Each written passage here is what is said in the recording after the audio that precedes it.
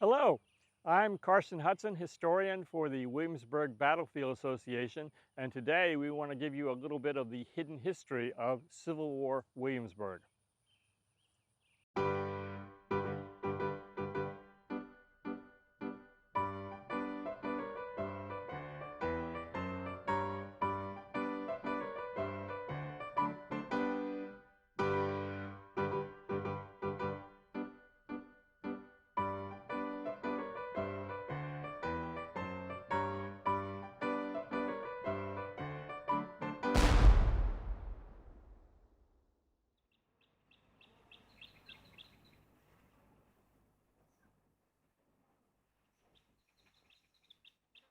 Today I'm in Colonial Williamsburg, where I'm standing in front of the Palmer House.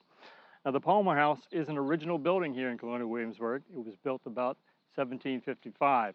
In the 19th century, the time of the American Civil War, the building was owned by a merchant here in town, W.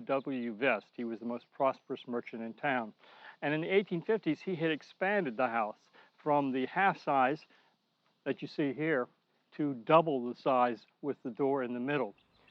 With the introduction of Colonial Williamsburg, even though it was an original building, they did not need the 19th century portion of the building. So Colonial Williamsburg took the eastern part of the Vest Mansion, or the Palmer House, and removed it, taking it back to its 18th century appearance. From its occupation in May of 1862, the city of Williamsburg had been under martial law.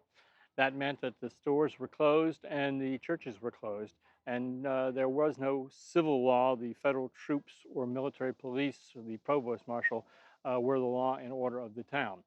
This building, the Palmer House or Vest Mansion in the 19th century, was the provost marshal's office. It was here in October of 1863 that an interesting piece of Williamsburg's hidden Civil War history occurred.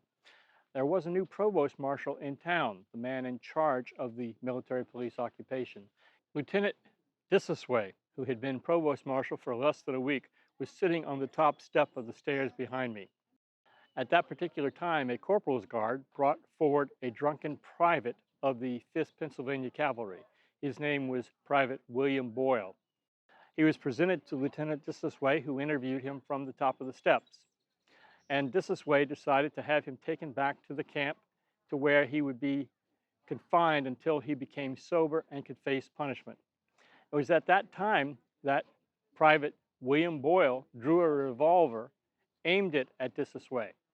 Disasway stood up and told his men to stand down, that he would take care of the situation.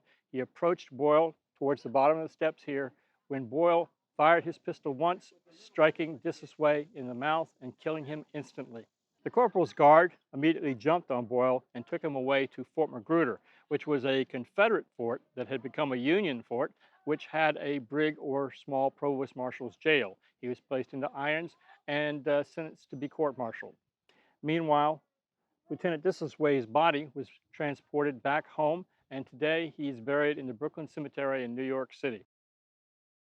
At his court-martial, Private Boyle was sentenced to be hanged by the neck until he was dead for the murder of Lieutenant Disasway.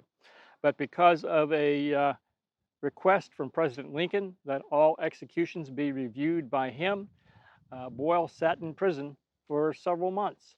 And then in February of 1864, he convinced one of his guards at Fort Magruder at the Provost Marshal's jail to saw through his chains and allow him to escape. He escaped from the Union lines at Williamsburg and made it all the way to Richmond, where he was interrogated at the infamous Castle Thunder prison. There, he divulged Union plans and troop movements in the Williamsburg area. The private who sawed off his chains, Private Thomas Abraham of the 139th New York Volunteers, was later executed by firing squad at nearby Yorktown. But what became of the murderer, William Boyle? Well, he seemed to have disappeared into history, with rumors of him being seen in New York City after the war. But research has discovered that William Boyle, late of the Union Army, died in a Colorado mine explosion in 1880. This is Carson Hudson with the Williamsburg Battlefield Association. We hope that you've enjoyed this particular moment of a hidden history of Civil War Williamsburg. Remember to look us up on Facebook and on the internet. Williamsburg Battlefield Association. Thank you. Have a wonderful day.